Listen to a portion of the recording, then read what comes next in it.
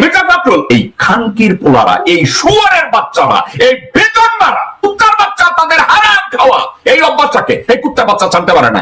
ও এখন বলছে আওয়ামী লীগ বিএনপি করলে আওয়ামী লীগকে ভালোবাসতে হবে।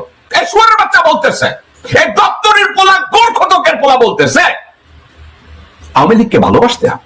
91 সাল থেকে আজ অবধি যত অপশাসন, দুর্নীতি, চুরি, গুম, খুন, চাঁদাবাজি যা কিছু হয়েছে তার বেনিফিশিয়ারি এই কুত্তার বাচ্চা, দপ্তরের ছেলে। যে দপ্তরের ছেলে, খানকির ছেলে বলে পুরা শাহজাহানপুর নাকি ওর বাপের।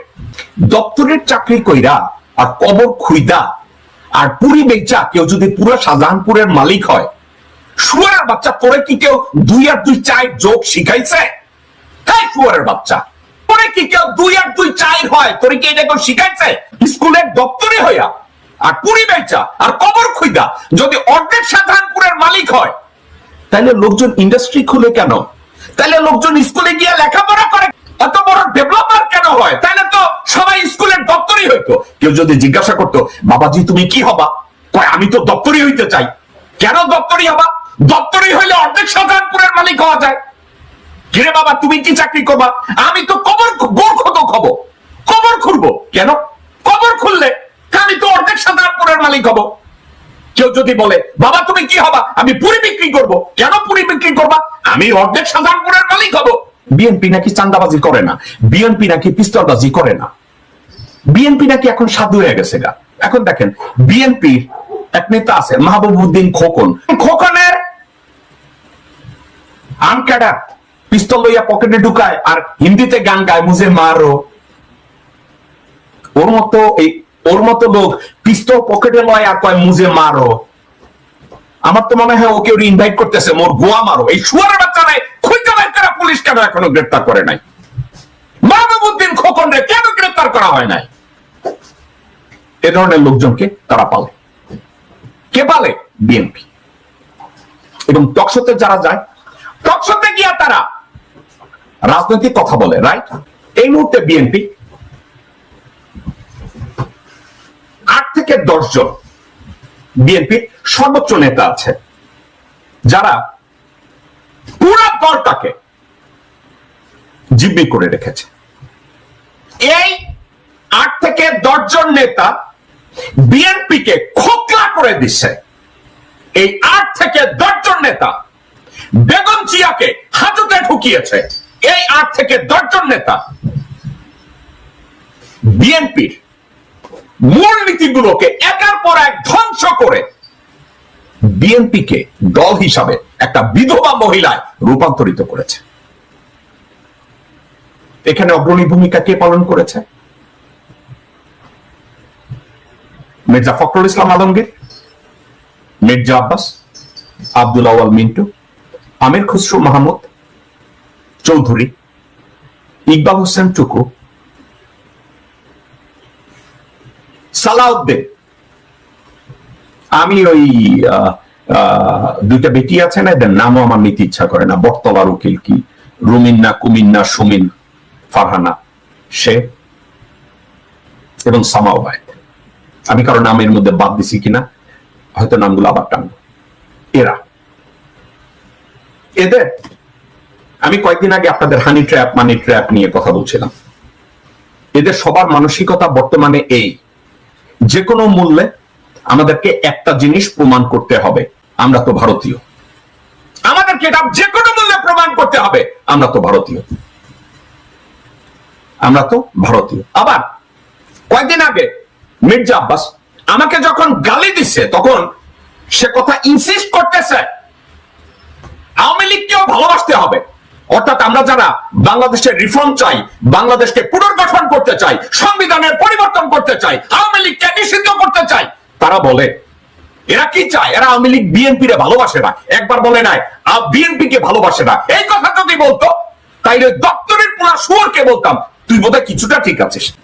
উনি যখন বিএনপির রাজনৈতিক মিটিং এ যায়, উনাকে যদি কেউ আমার টোনে জিজ্ঞাসা করে এই নিয়ে আন্দোলন ঠিক মতো করেন না, এই নিয়ে আপনি সব জায়গায় হিজড়ার মতো কাম করেন, তখন সে কি করে জানেন? বিএনপির নেতা কর্মীদের ধমক দেয়। উনি দেখেন কিভাবে ধমক দেয় মির্জা ফখরুল, কারণ সে ভারতের সুপারি খাইছে, ওনার ফ্যামিলিরা দ্বৈত নাগরিক, ভারতের নাগরিক, ওনার বউ ভারতের এবং বাংলাদেশের নাগরিক, উনি নিজে ভারতের নাগরিক এবং বাংলাদেশের নাগরিক। দেখেন এই শুয়োরের বাচ্চা বিএনপির নেতা কর্মীদের গালি দেওয়ার সুযোগ পাইলে মর্দানদেরকে দেখাইতে গেলে সে নেতা কর্মীদের গালি দেয়। বাংলাদেশের নাগরিক মির্জা ফখরুল, সে নেতা কর্মীদের সামনে গেলে মর্দাঙ্গি দেখছেন, সে সব জানে। কিন্তু যখন বিপ্লবের সময়, আন্দোলনের সময় মঞ্চে উঠে, তখন লোকজনের দিকে পুলিশ দেখা, সামনে লোক দেখা বলে এখন কি বলবো, উনি সব জানে। কিন্তু তখন বলে এবার কি বলবো। তার আচরণ দেখছেন নিজের কর্মীদের সাথে, তার আচরণ। কর্মীরা কেউ তার সাথে যায় না, তার পাশে দাঁড়ায় কথা বলতে পারে না। এবং এই বলদের বাচ্চা বলদ প্রায় বলে সে সংস্কার আগে চায়, এই জন্য সে লোকজনের সাথে একত্র হয়ে আন্দোলন করার জন্য 2 দিন আগে এক লোকের কাছে গেছে। কার কাছে গেছে? আসম রবের সাথে একটা মিটিং এ গেছে এই ব্যাক্য এই মির্জা ফখরুল। যাওয়ার পরে আসম রবের তো আসে ভাষণ শিখাই দিতে পারে না। আসম রব তো ভারতের পুরান পাপী। এই আসম রব মরার আগে চিন্তা করছে, হোলি শিট, আমি রয়ের গু খাইছি। দেখেন আসম রবের সামনে মির্জা ফখরুল তার মুখ ঢাকতেছে, ফখরুল মুখে হাত দিয়ে বসে আছে। মির্জা ফখরুল খুঁজে পাইতেছে না। এখন একটা কথা, মির্জা ফখরুল না দলের পালস বুঝে, দলের নেতা কর্মীদের পালস বুঝে, না জনগণের পালস বুঝে। এই পালস বোঝার ক্ষমতা তার নাই। এখন মির্জা ফখরুল এবং মির্জা আব্বাসের জন্য কিছু লোকজন আছে, তারা তাদেরকে সমর্থন করে। কি সমর্থন করে? তাদের কথা শুনবেন, এক বলদের বাচ্চার কথা শুনেন।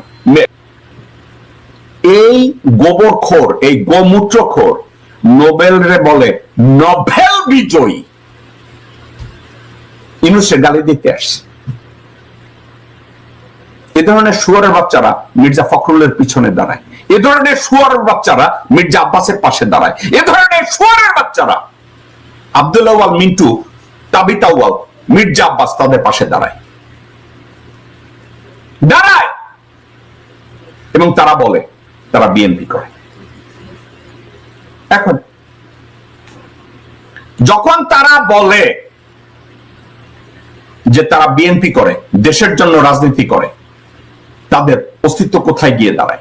বিএনপি কোথায় গিয়ে দাঁড়ায়? আজকের বিএনপি তারা বলছে বিএনপি রিফর্ম দরকার নাই, বিএনপি সব জায়গায় সবকিছু ঠিক আছে, বিএনপি নির্বাচনের জন্য তৈরি, তাদের রিফর্মের কোনো দরকার নাই। আপনাদেরকে একটা জেলার বিএনপির কথা কাহিনী শোনাবো আপনাদেরকে আমি। যে কাহিনীটা হলো কুষ্টিয়া বিএনপি।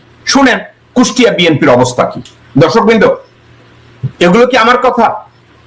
বিএনপির লোকজনরা বলে যে মিল্টন আমাদের বিরুদ্ধে কেন কথা বলে? যারা চিন্তা করে আমি বিএনপির বিরুদ্ধে কথা বলছি, অ্যাগেইন আপনাদেরকে আমি একটা কথা বুঝাই দর্শকবৃন্দ।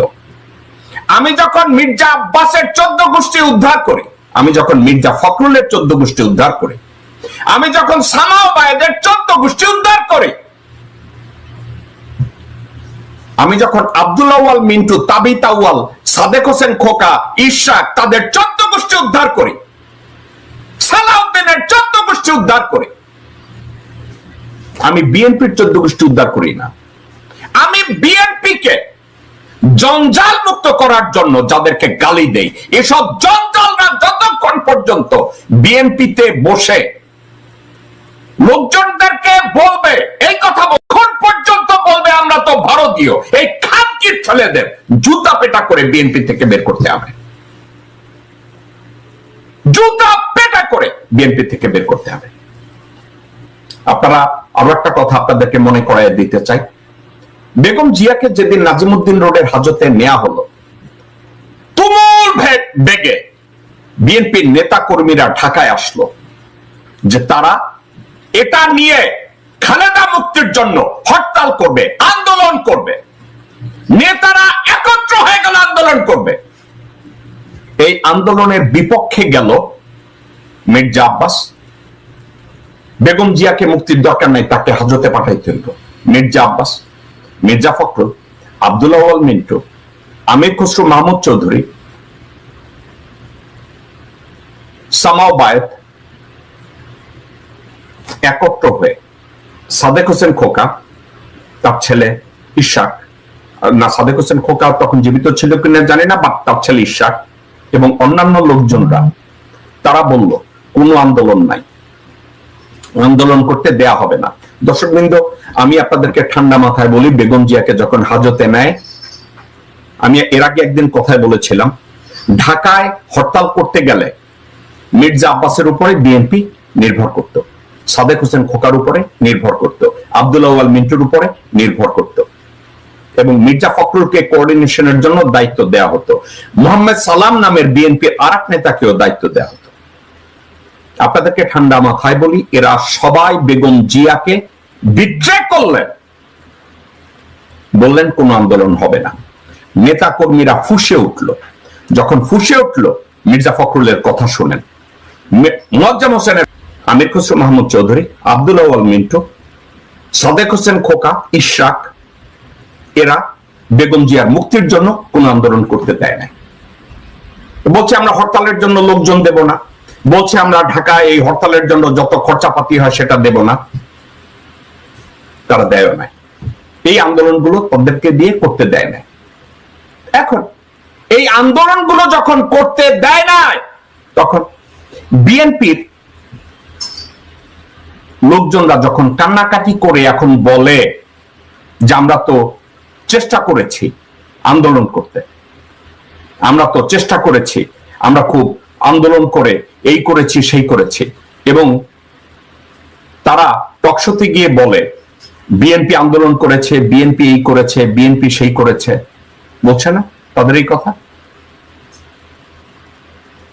ঠিক আছে, তারা বলছে, একদিকে বলছে তারা সবকিছু করছে, এবং পরবর্তীতে বলে যে আমরা এটা করছি ওইটা করছি। কিন্তু মির্জা ফখরুল নিজে আবার অ্যাডমিট করেছে যে আমরা আন্দোলন করি নাই, আন্দোলনের মধ্যে যাই নাই, সাবজেক্টেই। এখন এটা নিয়ে যখন টকশো করতে গেছে বিএনপির এমপি হারুন, তখন টকশো বেগম জিয়া নিজে চেয়েছেন ৭২-এর সংবিধানকে ছুঁড়ে ফেলে দিতে। মির্জা ফখরুল তা চায় না, মির্জা আব্বাস তা চায় না, জেনারেল ওয়াকারুজ্জামান এটা চায় না, চায় না, আব্দুল আউয়াল মিন্টু এটা চায় না। এখন বেগম জিয়া চায় ৭২-এর সংবিধান ফলাই দিতে, তাহলে বেগম জিয়া তাইলে জিম্মি। তার সে একটা জিনিস চায়, তার দলের লোকজন চায় না। বেগম জিয়া চান না চুপ্পু রাষ্ট্রপতির বঙ্গভবনে বসে থাকুক, কিন্তু মির্জা ফখরুল চায়। মির্জা ফখরুল, মির্জা আব্বাস, আব্দুল আউয়াল মিন্টু, ইশরাক, এরা একত্র হয়ে বেগম জিয়ার উইশের বিরোধিতা করে। বেগম জিয়া যেটা চায় সেটা তারা চায় না। তাহলে কি বিএনপির মধ্যে ঐক্য নাই? বিএনপির নেতৃত্ব এফেক্টিভ নাই? বিএনপির নেতৃত্ব এককভাবে সিদ্ধান্ত নিতে ব্যর্থ হচ্ছে? তাহলে বিএনপিকে নিয়ন্ত্রণ করছে কারা? কারা বিএনপিকে নিয়ন্ত্রণ করছে? শুনুন, কারা বিএনপিকে নিয়ন্ত্রণ করছে শুনুন। বিএনপির এককালীন স্বরাষ্ট্রমন্ত্রী air vice marshal Altaf Chowdhury কিপির, বিমান বাহিনীর প্রধান air vice marshal Altaf Chowdhury,